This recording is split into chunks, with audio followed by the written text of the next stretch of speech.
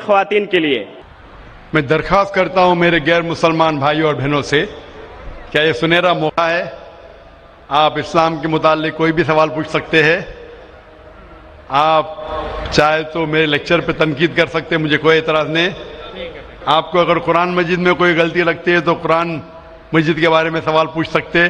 آپ کو لگتا ہے اسلام کی کوئی تعلیم ہے جو آپ کو لگتا ہے کہ صحیح نہیں ہے، آپ کا یہ موقع ہے. آپ اسلام کے بارے میں کوئی بھی سوال پوچھ سکتے ہیں، عیسائیت کے بارے میں، ہندوازم کے بارے میں، یہودیت کے بارے میں. میں طالب علم ہوں اسلام اور دیگر مذاہب کا، میں اسٹوڈنٹ ہوں اسلام اور کمپیریٹو ریلیجن کا. یہ آپ کا سنہرا موقع ہے. عام طور پہ مذہبی تقریر کے بعد سوال جواب کا کھلا سیشن نہیں ہوتا. یہ موقع ہے کہ میں غیر مسلمان بھائیوں اور بہنوں سے درخواست کرتا ہوں کہ آپ کوئی بھی سوال کر سکتے ہیں، ٹاپک کے اندر ٹاپک کے باہر بھی، مجھے کوئی اعتراض نہیں. آپ چاہے تو قرآن مجید کو اٹیک کر سکتے ہیں، اسلام کو اٹیک کر سکتے ہیں. میں نوجوان ہوں لیکن میں لے سکتا ہوں.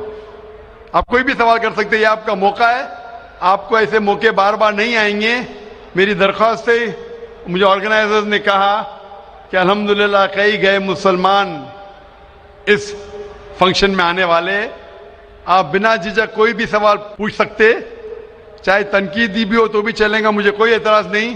آپ کوئی بھی سوال پوچھ سکتے. میں غیر مسلمان بھائیوں اور بہنوں سے درخواست کرتا ہوں کہ آپ مائک کی طرف آئیے اور آپ کوئی بھی سوال پوچھ سکتے.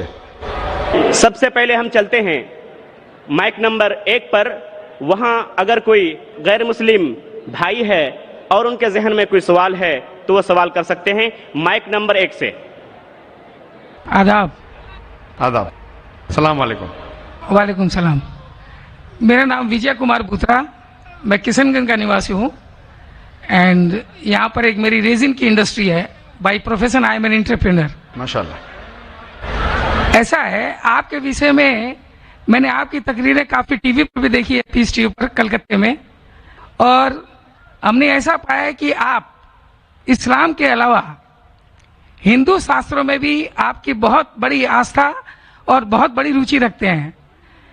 میرے میں یہ جاننے کی اتسکتا ہے کہ آپ کی یہ اتسکتا ہندو شاستر کے پرتی کب آئی اور کیوں آئی، اس کے وشے میں مجھے آپ سے تھوڑا جواب. بھائی صاحب کا سوال ہے کہ انہوں نے مجھے ٹی وی پہ کلکتہ میں کئی بار دیکھا ہے اور یہ جانا ہے کہ اسلام کے علاوہ میں دیگر مذاہب کے بارے میں بات کرتا ہوں اور ہندو دھارمک کتابوں کے بارے میں بھی میں علم رکھتا ہوں.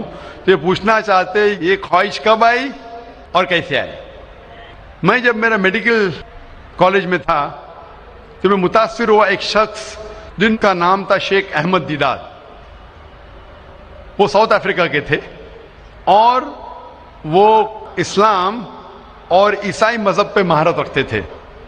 جب ان کی تقریر سنا تو میں ان سے متاثر ہوا اور میں نے قرآن اور بائبل کا الحمدللہ علم حاصل کیا.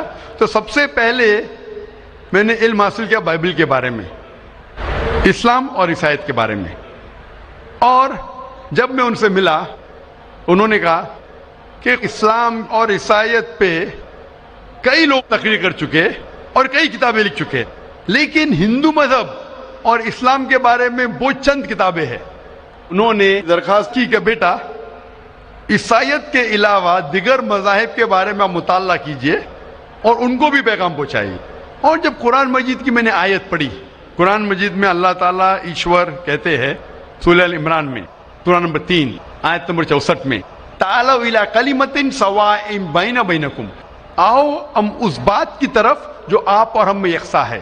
سب سے پہلی بات کیا ہے؟ اللہ نعبد الا اللہ، کہ ہم صرف ایک ایشور کی عبادت کریں. ولا نشرک بہ شیئا، کہ ہم آپس میں کسی کو شریک نہ کریں.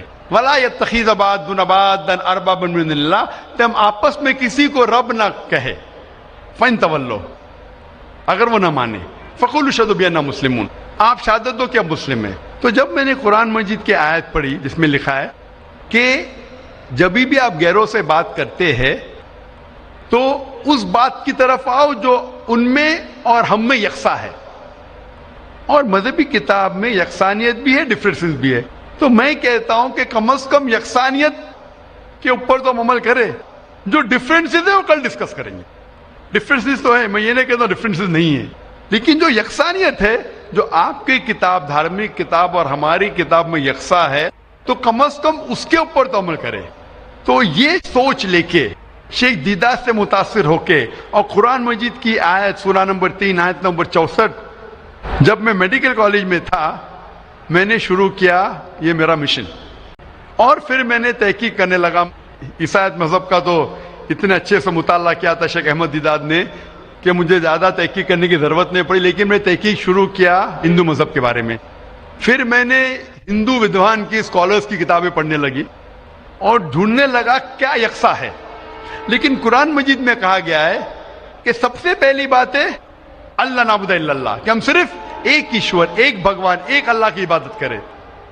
تو جب قرآن مجید میں لکھا ہے کہ یکسانیت میں سب سے اہم ہے کہ ایک خدا، تو میں ڈھونڈنے لگا کہ ہندو مذہب کی کتاب میں خدا کے بارے میں کیا لکھا ہے.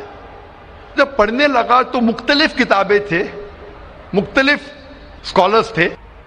مختلف اسکالرس کو پڑھنے کے بعد پتا چلا کہ ایک ہوتا ہے کہ مذہب کو جاننا کتابوں کے ذریعے اور ایک مذہب کے ماننے والوں کے ذریعے.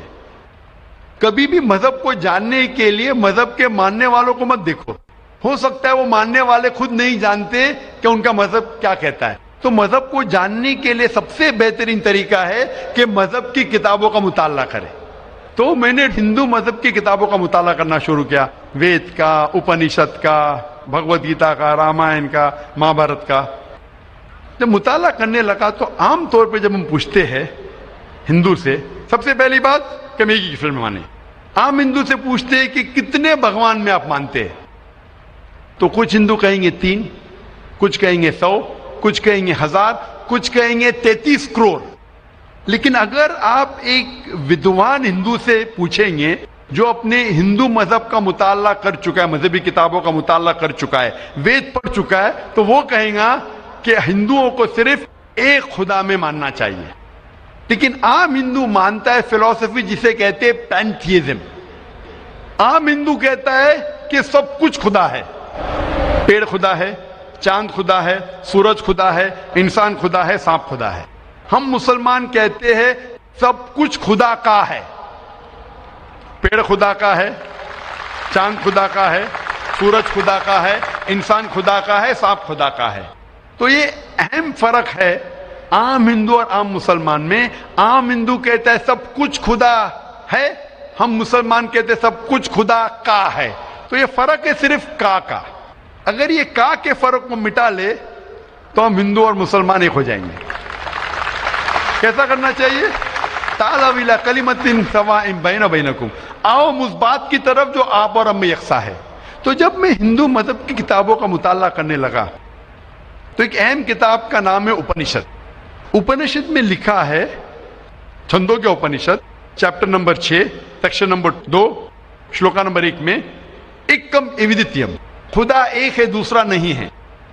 جب ہم پڑھیں گے سوتا ستارا اپنشد چیپٹر نمبر 6 شلوکا نمبر 9 میں ناچس سے کسج جنیتا نہ چدیپا، یہ سنسکرت کوٹیشن ہے جس کے معنی ہے اس خدا، اس ایشور کا کوئی رب نہیں، اس ایشور کے کوئی والدین نہیں، اس کے اوپر کوئی نہیں ہے، اس کی والدہ نہیں، اس کے والد نہیں ہے. لکھا ہے سوتا ستارا اپنشد میں چیپٹر نمبر 4 شلوکا نمبر 19 میں نہ تस्य پرتیما استی، اس ایشور کی کوئی پرتیما نہیں. پرتیما سنسکرت میں ہوتا ہے عکس، photograph, painting, picture, idol, statue, sculpture. ناتست پرتیما استی، اس ایشور کی کوئی پرتیما نہیں، کوئی عکس نہیں، کوئی پکچر نہیں، کوئی فوٹوگراف نہیں، کوئی پینٹنگ نہیں، کوئی آئیڈل نہیں، کوئی اسکلپچر نہیں، کوئی اسٹیچو نہیں. اور یہ آپ آگے پڑھیں گے یہ وہی چیز لکھا ہوا ہے یجوروید میں. وید ہندو مذہب کی سب سے اونچی کتاب ہے. یجوروید میں لکھا ہے چیپٹر نمبر 32 شلوکا نمبر 3 میں نہ تस्य پرتیما استی، اس ایشور کی کوئی پرتیما نہیں، کوئی عکس نہیں، کوئی فوٹوگراف نہیں، کوئی پینٹنگ نہیں، کوئی پکچر نہیں، کوئی اسٹیچو نہیں، کوئی آئیڈل نہیں، کوئی اسکلپچر نہیں. تو جب ہم ہندو مذہب کی کتابوں کا مطالعہ کرتے پتا چلتا ہے ہندو مذہبی کتاب میں بھی لکھا ہے خدا ایک ہے، اس خدا کا کوئی عکس نہیں. اور برہم سوتر جو ہندوازم کا ہے वो एकम ब्राह्म द्योत्या नास्ते नैना नास्ते किंचन, भगवान एक ही है, दूसरा नहीं है, नहीं है, नहीं है, जरा भी नहीं है. There is only one God, not a second one, not at all, not at all, not in the least bit. तो इस जरिए से मेरा मुताला शुरू हुआ.